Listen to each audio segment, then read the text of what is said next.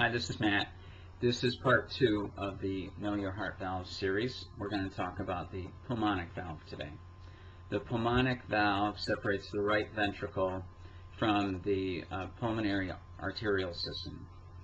It is important in that it helps to provide a passageway, or it is the passageway of blood from the right ventricle, which is this blood is oxygen poor, to the pulmonary arterial system, which is the pathway to the lungs, where oxygen will be obtained and waste products will be exchanged out of the bloodstream and then out through your lungs.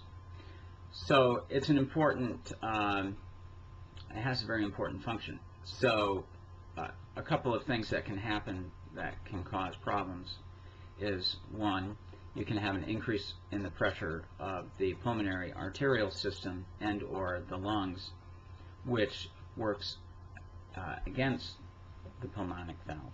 If that happens, then the heart, the right ventricle specifically, has to work harder to squeeze the blood from the right ventricle through the pulmonic valve into the pulmonary arteries to get to the alveoli, which is the cellular membrane at the air sac of the lungs, where the exchange of oxygen takes place and waste products are also transitioning across that membrane to be exhaled through via the lungs to the air.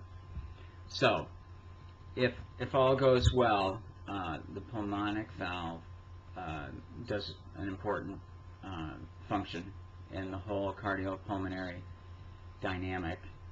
The right ventricle, again, pumping the blood through the pulmonic valve into the pulmonary arteries to the lungs with the exchange of oxygen and waste products at the alveoli level of the lungs.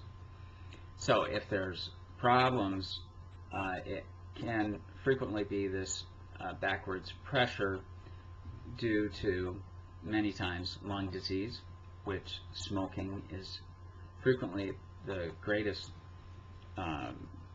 cause of problems with the lungs, but it could also be cancers. It could be an injury of some sort.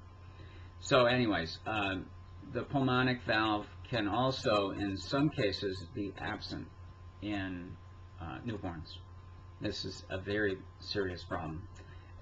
Usually it's diagnosed by the early indications of, or early signs being just a blue tone to nail beds, a blue tone to the skin, just difficulty breathing. The baby is not as dynamic and not reacting appropriately. So that's a whole different topic area of pediatric cardiology that we'll get into in the future. There are interventions and surgeries that can be done to help a newborn who has no pulmonic valve.